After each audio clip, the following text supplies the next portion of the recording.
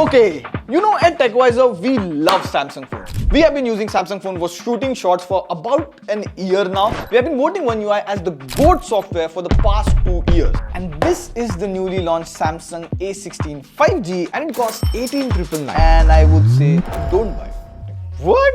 Why? Well see, this comes with 6 years of software update and there's a thing that I want to say about software updates. We have been using the Samsung A16 for a few days now, so we could tell you the good, the bad and the ugly. Let's go. See, before we get to the cons, credit where due, there are some good parts about the phone as well. The usual design is upgraded, it looks like a Samsung phone. In fact, it looks in sync with the A series phone, where the button area is slightly pushed out, the frame looks nice. There was no charger in the box, which was quite expected. Samsung doesn't provide a charger in the box, even for budget phones. There's no case, scratch guard, but this budget phone didn't come with a headphone jack. Like, budget phones get a headphone jack. Chalo, we'll give that maybe TWSs are getting more affordable, so people buy TWS. In fact, it's good that they still retain the micro SD card slot, so you can use your older micro SD card with your older memories which you cannot just move on from. I feel you. Please move on. The back is again plastic. Some brands give you vegan leather at this price, but that is also prone to scratches. So again, you might just slap a cover on this. I understand, budget phone, that's what you get. The phone is also not huge or bulky. It weighs in like around 190 grams. Manageable like a budget phone. In fact, even the display quality is good. You get an AMOLED display with 6.65-inch Full HD+. It runs at 90 Hz. It's about the same as the last year. Surprisingly, Samsung didn't mention nits anywhere on the official website. I couldn't find it on the internet. So I simulated this outdoor peak brightness scenario with this flash and the display seems to hit quite bright around 1200 to 1300 nits. That's good for a budget phone. In fact, the panel quality is also good while you're watching videos, but it's fine. Again, I understand.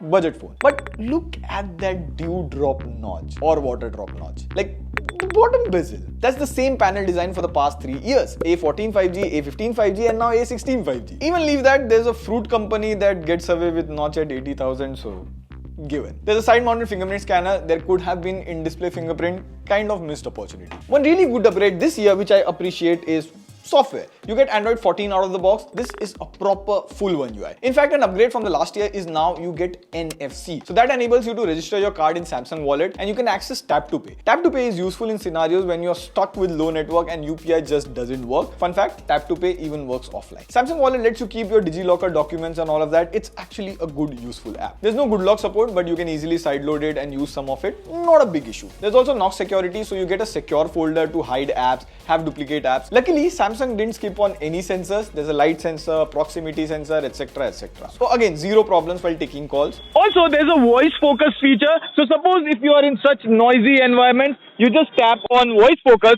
and now the audio quality should get better. Like, it's a nice, helpful feature, really useful if you take up calls in such environments. And here's where the good things end and the problem starts. It comes with Dimensity 6300, 8GB LPDDR4X RAM, 128GB UFS 2.2 storage. Now 8GB is an upgrade from last year's 6GB, but Dimensity 6300 is too low for this price. It scores almost 4 lakh in Antutu. To give you a perspective, it is almost the same processor that came last year. Dimensity 6100 and Dimensity 6300 are almost the same with just a higher GPU cycle. Again, if you let all of that slide, iQOO Z9 Lite comes with the same Dimensity 6300 processor and that starts at 10,999. And processor choice for this price comes with compromise. You cannot run HDR video here, so the AMOLED display with such a high brightness need is actually of no use. And when you use One UI, the slow processor speed feels in gestures or when you quickly swipe through the screen. And again, this processor limitation seeps into the camera as well. You get a 50 megapixel main camera, rest is 5 megapixel ultra wide and 2 megapixel macro, leave that aside. Like, the photos are fine in good daylight conditions, you get that sharpness, but the colors are just not there. The processor's ISP is okayish at best. It cannot shoot 4K videos, there's only 1080p 30 FPS support, and this is only because of the processor. The processor doesn't support 4K video recording, and here's the biggest problem. So if a friend or you record a 4K video at a birthday party and then you send it on this phone to your parents or your friend, you cannot even play 4K video here.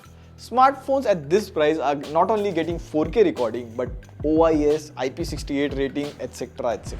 Also, there are pre-installed third-party apps in the software, which I understand you can uninstall, and then there's this occasional notification from the Galaxy store to set up the app, and when you tap on it, you get prompts to install other apps. So all these notifications can be toned down slightly. Rest, you get a 5000 mAh battery. It supports 25 watt of fast charging. Now the point here is, see, software updates are appreciated. If you have to make a list of must-have features and good to have features in a budget smartphone, the most important would be a good processor, an AMOLED display, solid battery life, and a decent main camera. And other features like ultra 60 watt fast charging, a glass bag with Corning Gorilla Glass Victus, 6 years of software update and IR blaster, all of these are good to have features. You should not reject or buy a phone just based on these features.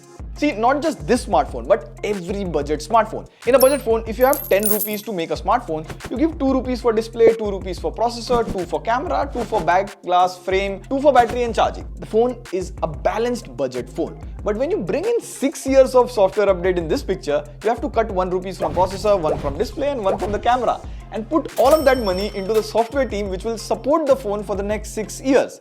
Someone in the comments be like, 10 rupees mein phone nahi banta. I understand, it's an example. But the point here is, you buy the phone for today. If the phone doesn't satisfy your need for today, forget the next 6 years. Most people buy a budget phone for 2 to 3 years, so having a good processor and a good enough repair support is fine for a budget phone. And if you want a Samsung phone, I understand there is a lot of audience for that. Spend a bit more for Samsung A35, which starts at 22,000. It has OIS, a good camera, a good build, micro SD card support and IP67 rating. If you want to save money, Samsung A35 is also there at around 15,000. Better performance than this, better display, better camera. Or again, a better recommendation at this price point from another company is iQOO Z9. It's a well-rounded phone. Yeah, that's the video. I think smartphone brands in budget understand this software update thing. On that note, this is Ray signing off. See you in the next video. Pew, pew, pew.